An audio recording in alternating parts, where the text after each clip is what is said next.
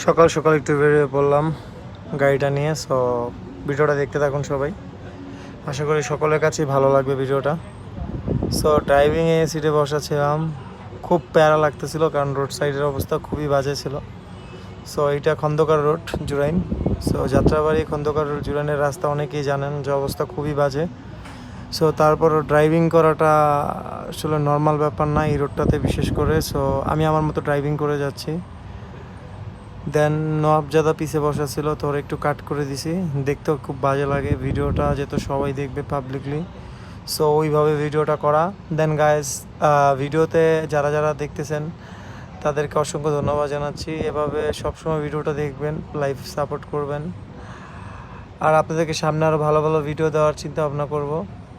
Thank you guys, love you all. আর আরেকটা কথা বললে না, সেটা হচ্ছে রাস্তাঘাট অবশ্যই সবাই সাবধানে পার হবেন, কারণ বর্তমানে আপনার রোড ঝুঁকিটা অনেক বেশি, অ্যাক্সিডেন্টের পরিমাণ অনেক বেড়ে গেছে। সো সবাই সতর্কতার সাথে রাস্তাঘাট পার হবেন। সবাই ভালো থাকবেন, বাই বাই।